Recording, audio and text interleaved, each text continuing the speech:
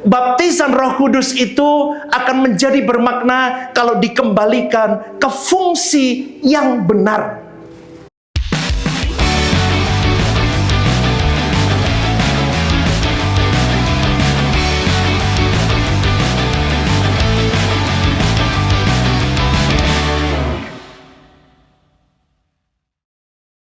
Yohanes 1 ayat 13 berkata, orang-orang yang diperanakkan. Kita ini orang-orang yang diperanakkan bukan dari darah atau dari daging, bukan pula secara jasmani oleh keinginan seorang laki-laki, melainkan dari Allah.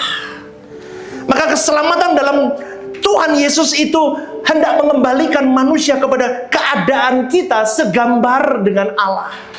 Jadi hanya orang-orang yang dikembalikan ke rancangan Allah semula, yang segambar dengan Allah itu baru bisa disebut anak-anak Allah. Dan itu bisa terjadi hanya melalui satu cara, masuk dalam proses baptisan Roh Kudus. Kamu baru bisa. Baptisan Roh Kudus itu dalam arti dia tinggal di dalam dirimu terus. Dia bekerja, dia mengelola dirimu, dia elaborasi dengan dirimu terus. Nak, tidak boleh. Terus, kau tidak mematikan suara Roh Kudus, kau terus dengar-dengaran, kau tidak tuli, kau dengar dia. No, tidak boleh. Minta ampun, minta maaf, segera di hadapan Bapamu. Terus. Dan itu tidak dimiliki oleh tokoh-tokoh di Perjanjian Lama. Karena mereka tidak pernah dibaptis Roh Kudus. Dengar baik-baik. Semua tokoh iman di Perjanjian Lama tidak pernah dibaptis Roh Kudus. Hanya orang-orang di Perjanjian Baru yang mengalami baptisan Roh Kudus. Kalau Roh Kudus atau Roh Allah hinggap atas mereka di Perjanjian Lama, itu hanya untuk pesan tertentu, maksud tertentu, temporal, situasional. Seperti nubuat untuk mengingatkan bangsa itu, untuk mengingatkan raja ini atau itu. Seperti Simpson, in out. Ketika dia mau di akhir hayatnya, dia minta Roh Kudus merasuki dia. Buang kekuatan itu keluar. In out. Temporary.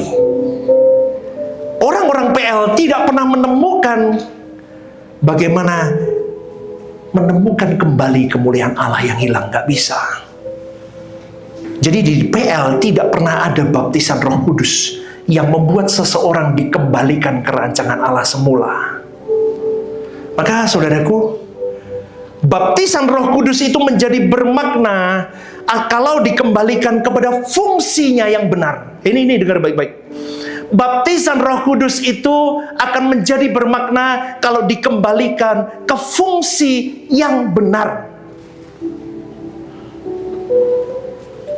Sesuai dengan maksud keselamatan diadakan. Anda mengikuti.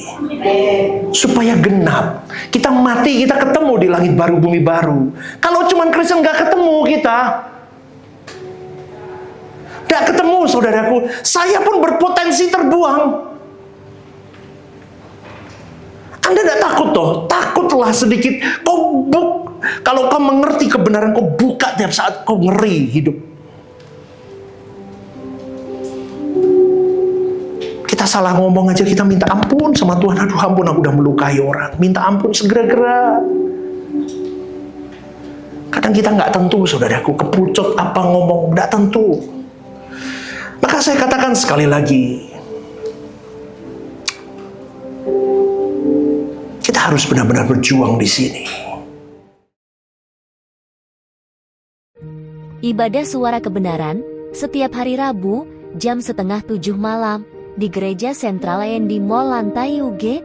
Ibadah Raya setiap hari Minggu jam 10 pagi di Gedung Gereja Sentralan Mall lantai UG, disertai ibadah anak dan teens.